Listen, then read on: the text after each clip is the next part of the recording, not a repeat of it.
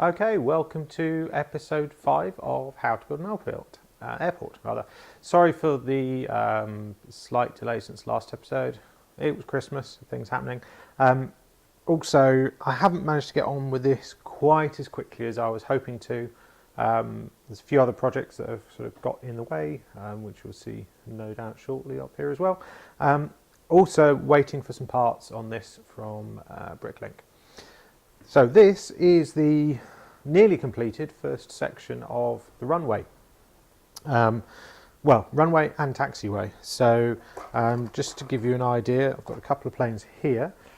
This, if we look at the plan, is going to be the side with the water on it. So you can just about see down here, this is going to be the river or the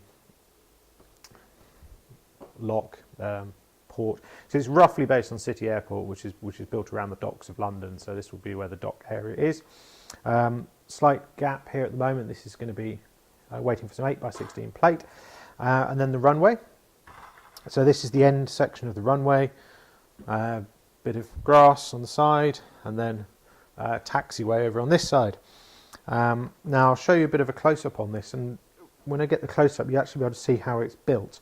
It's a combination of studs up and studs sideways. So obviously these main areas here, studs up, large 16x16 plates there is really good for covering space, and most of the runway down here is studs up as well. I've used 2x2 grey tiles because I happen to have a lot of them. I suppose 1x4s might be nicer, but I don't have any in stock. And then sideways, where we've got the thinner lines and the lights, that's studs built in sideways. These lights are all Technic bricks, so they're Technic bricks on their sides with a 1x1 round plate in them. Same over on this side, so the same area where we've got here, more rows of lights, more thin lines, and also some thin lines here for the roadway as well. The other nice thing about those is this.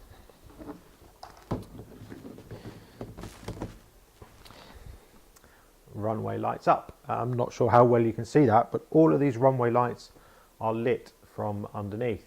There are two ways of doing this really. One would be to get power functions lights and to use a lot of power functions lights. There are 60 lights in this board alone. That will be 30 sets of power function lights. That would get really quite expensive. The other option that I've used, Christmas tree lights, because they're very cheap. These are about £10, I think, for 120, something like that. I'm going to cut them down so each board has its own lighting supply. But they're very, very cheap, and the lights on these ones happen to be about 4 or 5 mil diameter LEDs, which is the same width as a Lego Technic stud or Lego Technic hole. So it goes straight through the Technic hole. It also means that I can use the same lights underneath all of them, but where I've got yellow lights for the runway, or blue lights for the edge of the taxiway, or green lights for the centre line on the taxiway, it's just the colour of the 1x1 round plate that goes on the top that gives it the colour of the light. So it's looking really nice. So 60 lights on this section, and there are another 8 of these to go down one side of the runway, plus another 8 on the other side. I'll dig out this section that goes next to it, so I can give you a rough idea of what it looks like. And basically, from now on, there's a lot of building, a lot more of these to do. So we'll come back. It'll be episode 6 we'll look at next, and hopefully we'll get even more of this runway together. So I'll look forward to seeing you then.